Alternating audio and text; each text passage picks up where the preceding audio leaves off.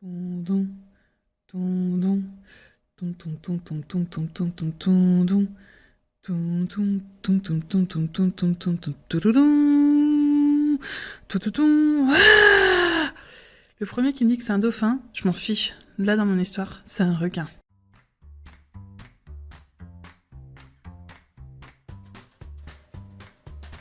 Salut et bienvenue sur Chocolat Culture. Aujourd'hui on va parler des profondeurs, on va parler de la mer, on va parler de tout ça, de tout ce que j'aime. Donc il y a déjà ma famille et mes amis. Encore, on va parler des requins.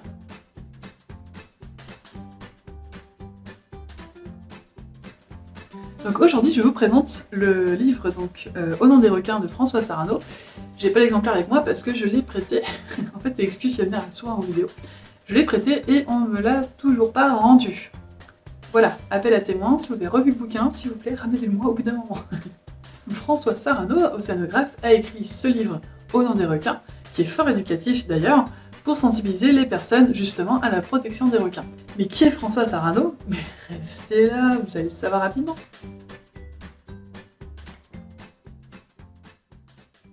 François Sarano. Il est docteur en océanographie, plongeur professionnel, fondateur de l'association Longitude 180, ancien conseiller scientifique du commandant Cousteau, rien que ça. Le gars, pareil, il est hyper occupé. Et il est né le 22 février 54 à Valence. Il a participé à 20 expéditions avec Cousteau sur la Calypso. Pardon.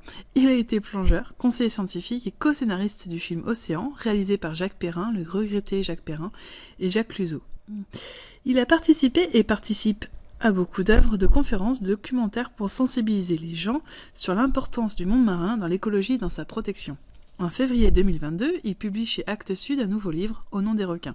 C'est un ouvrage scientifique et pédagogique qui présente les requins comme ils sont réellement, des animaux, il explique leur comportement et raconte des expériences qu'il a vécues en plongée.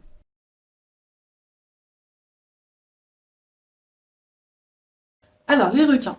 Pourquoi ils nous font peur? Alors déjà, parce qu'il y a un phénomène de la mer, de l'océan. On est comme des animaux terrestres, hein. On a beau se dire « Ouh là là, tu nages comme un poisson dans l'eau !» Nous ne sommes pas des poissons. Spoiler alert, on n'est pas des poissons. Vous attendez pas à cette révélation-là aujourd'hui. Bref, nous sommes des animaux terrestres et en fait, le fait d'être dans la mer, dans l'océan, nous ne sommes pas dans notre élément. En plus, on n'est vraiment pas taillé pour, on a une vision pourrie sous l'eau, hein. On voit à peine à, je sais plus, je crois que c'est à 10 mètres, un truc comme ça par rapport à la salinité de l'eau.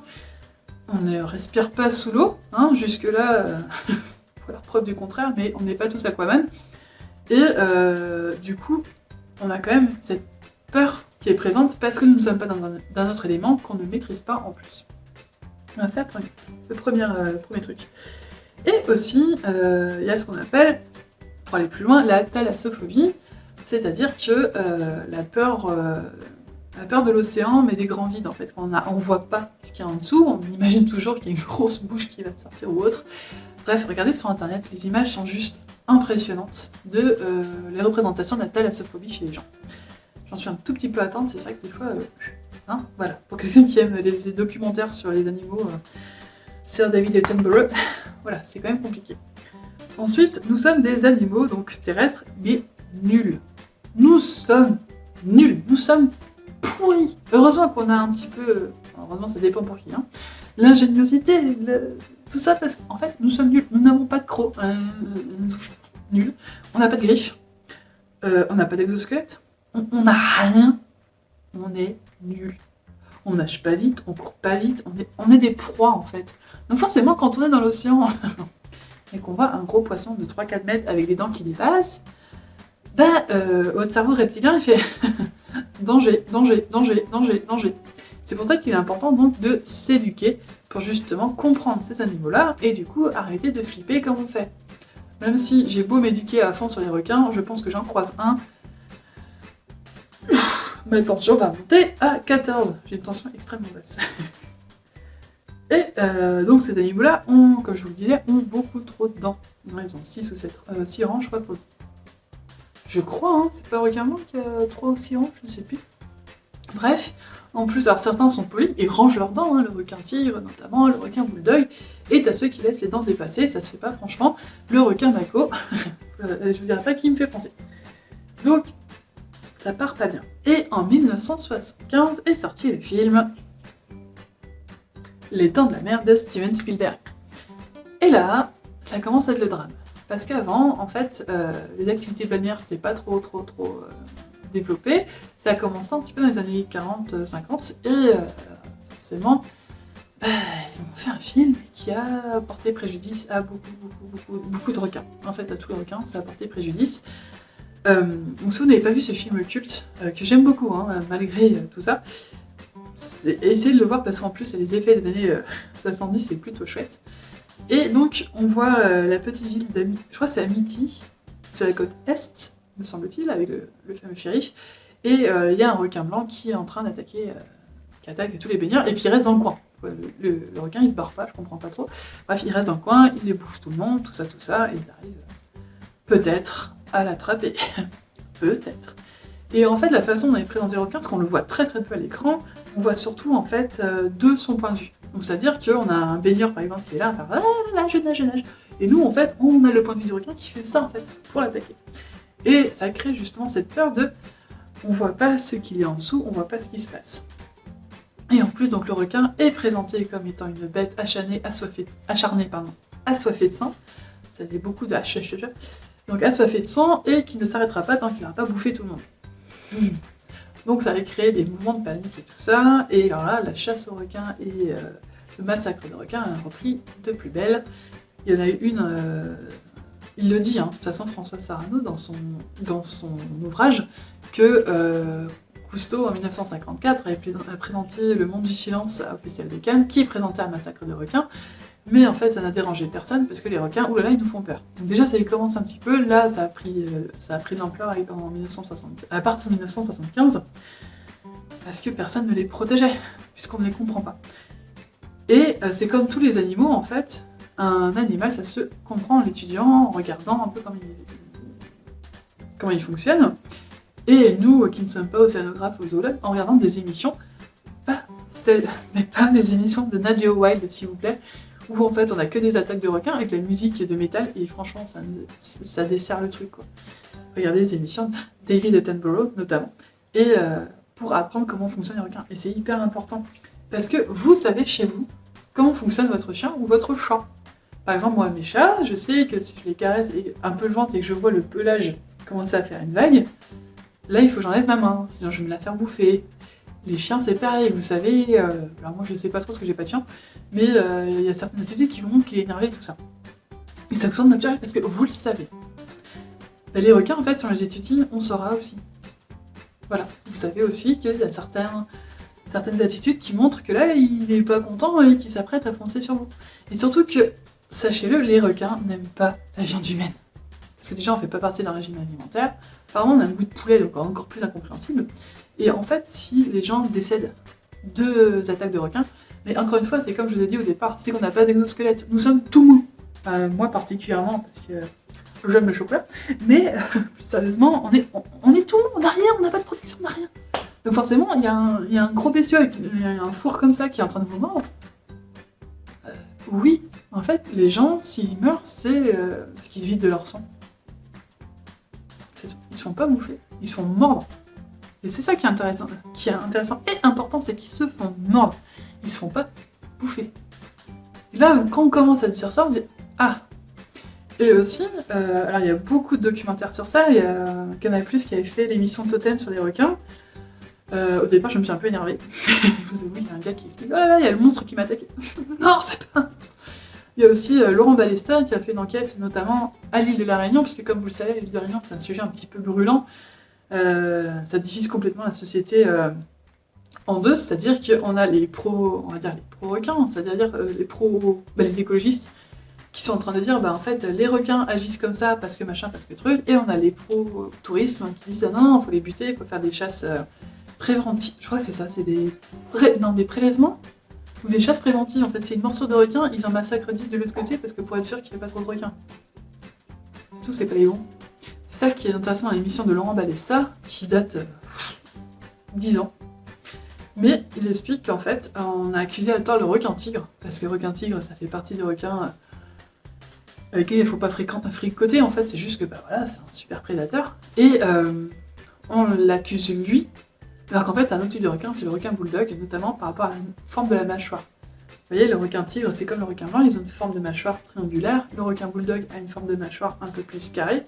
Et en fait, les types de morsures correspondent au requin bulldog. Mais en attendant, plein de requins tigres se sont fait massacrer.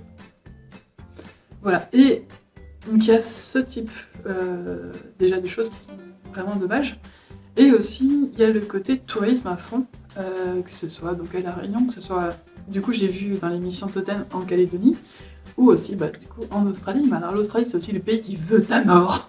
Je sais pas pourquoi les gens vont en Australie. Il y a des araignées qui sont comme ça, non mais sérieusement, n'allez pas en Australie, quoi, c'est dangereux. Et en fait, les habitants qui sont là depuis très longtemps savent où il faut aller et où il faut pas aller. Et souvent, les touristes ne se renseignent pas. Ils vont dans les endroits où il faut pas. Par exemple, à la Réunion, moi je me souviens, il y a la plage de Boucan-Canotte, qui s'appelait avant la Pointe des Requins. À la Pointe des Requins, qu'est-ce que tu y trouves? Des requins. Et en fait, on a tendance à considérer, nous les humains, que tout nous appartient, notamment aussi les océans. Hein. Merci l'Europe d'avoir voté une loi pour autoriser la pêche dans les secteurs protégés.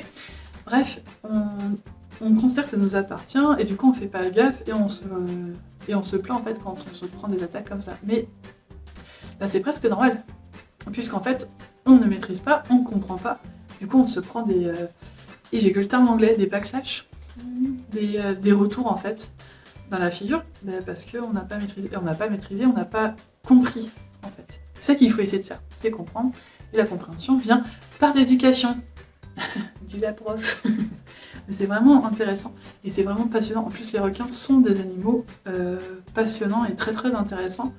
Il en existe, alors, au niveau des espèces, alors ils sont pas tous d'accord, les scientifiques, mais il en existerait entre 360 et 500 espèces différentes. Et vous avez des espèces, voilà. Vous avez le requin blanc, dont Françoise Arnaud parle beaucoup parce qu'en fait il a nagé avec eux. C'est hyper intéressant et c'est trop fou en fait. Vous avez le requin tigre qui sont hyper connus, le requin mako avec ses dents qui, moi, il fait un peu peur. Vous avez le requin du Groenland. Ce requin-là, eh ben, ils ont trouvé un spécimen qui a vécu et qui vit encore, hein, qui a connu Louis XIV. Enfin, qui a connu, je pense pas qu'il l'ait rencontré en même temps. Il était contemporain de Louis XIV. Ils mettent vachement de temps à grandir, à vieillir, tout ça. Donc on a des requins fous, on a le requin Cookie. Alors lui par contre, il est super moche. Mais alors un truc de dingue. Mais c'est hyper intéressant. Les requins sont super intéressants. Et puis même s'ils étaient pas intéressants, il faudrait quand même les protéger. Voilà. Donc je reporte un peu. Et pour revenir au livre de Françoise Arnaud, je vous en conseille vraiment la lecture, parce que même pour des gens qui ne sont pas océanographes, je ne suis pas océanographe, je regarde juste des émissions, bah c'est hyper intéressant, c'est bien écrit, suffisamment bien pour que ce soit éducatif, pour que ce soit pas lourd et que nous, les gens, on comprenne. Alors forcément, ceux qui vont acheter le livre, généralement, ce sont ceux qui sont intéressés par le sujet et qui ont envie de protéger les requins. Mais je me dis que si on commence à diffuser un petit peu plus, par exemple en classe, moi c'est ce que je faisais, hein, en anglais j'avais de la chance parce que je faisais un peu ce que je voulais et j'avais fait une séquence sur l'eau et je parlais des requins pour sensibiliser les enfants aux requins et au monde océanique en fait. Et si on fait tout ça, ben on pourra avancer, on pourra faire quelque chose pour protéger donc la planète aussi. Parce que c'est, je sais pas, c'est juste important, on vit dessus. Il y a pas, comme dirait d'autres, il n'y a pas de planète B, donc il faut qu'on protège tout ça. Voilà, alors j'espère que cette émission vous a plu. Je me suis emballée parce que les requins, c'est un sujet qui m'est très fort, qui m'est très cher. À peu près tous les animaux, mais alors les requins un petit peu plus. Regardez les émissions. Et en plus, en vous éduquant à ces émissions-là, c'est ce que j'ai fait aussi. Mais, du coup, tous les films... parce que alors, en plus, c'est complètement contradictoire. J'adore regarder des films avec des requins.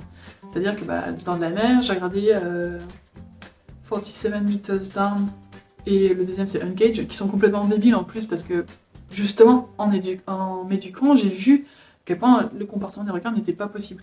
Ou alors Instinct de survie avec Blake Lively, c'est celle qui fait Serena dans Gossip Girl, je crois. C'est pas elle? Si, je crois que c'est elle. Il y a plein de films comme ça. Les Sharknado, les requins qui vivent dans des trompes marines, quoi. C'est juste énorme. Mais en vous éduquant en fait aux requins, et ben vous aurez plus peur, vous verrez, vous rigolerez devant ces films.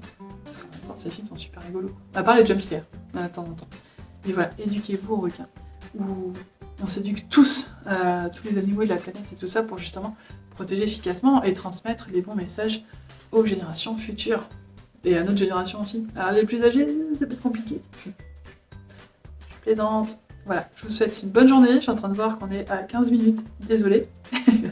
Et je vous dis à bientôt pour de nouvelles aventures livresques. Salut!